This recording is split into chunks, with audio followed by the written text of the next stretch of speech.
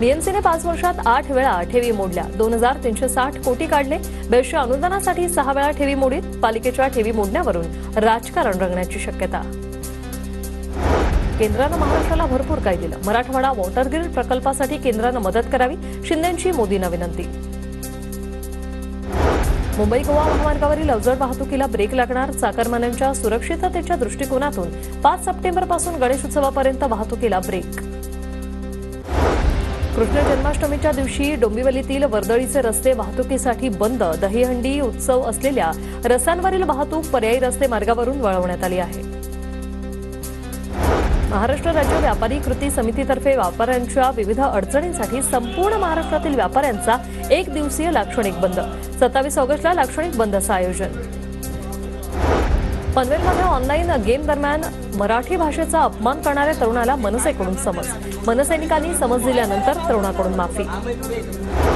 मी पांडुरंगाचं दर्शन घ्यायला जातो, पण कधी गाजावाजा करत नाही. दर्शनाला गेल्यावर संपूर्ण जगाला कळलं पाहिजे असं नाही. विठ्ठल दर्शनावरून शरद पवारांची प्रतिक्रिया. मनसेअध्यक्ष राज ठाकरे यांनी शेगावात गजानन महाराज मंदिरात जात दर्शन घेतलं.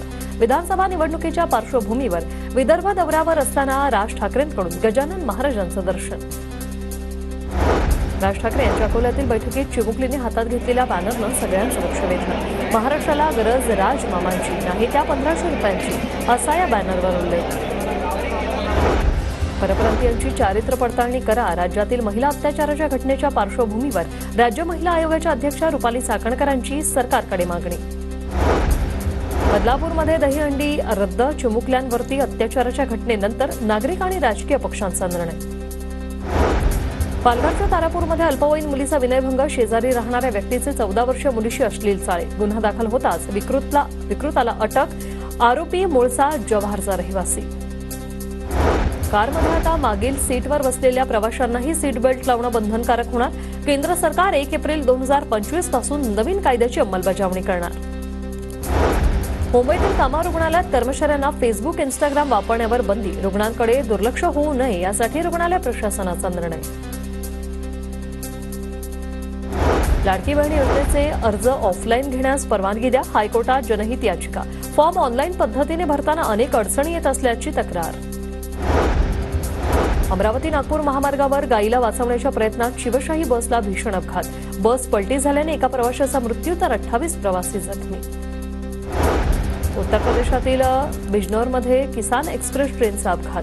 तांत्रिक बिघाडामुळे एक्सप्रेस 2 भागात विभागली. अनेक प्रवाशांचा खोळंबा. सुनीता विल्यम्स फेब्रुवारीमध्ये स्पेस एक्सच्या ड्रॅगन यानातून पृथ्वीवर येणार, नासाची घोषणा. टेलिग्रामचे सीईओ पावेल दुरावे अटकेत. पॅरिसच्या बोजेट विमानतळावर अटक. टेलिग्रामच्या माध्यमातून गुन्हेगारी कृत्यातील चौकशी करण्यात येणार. गुजरातमध्ये मुसळधार पाऊस. तापी आणि अंबिका नदीला पूर. उकाई धरणातून सोडलेल्या पाण्यामुळे पूरपरिस्थिती. सुरतमध्ये अनेक ठिकाणी पाणी साचलं.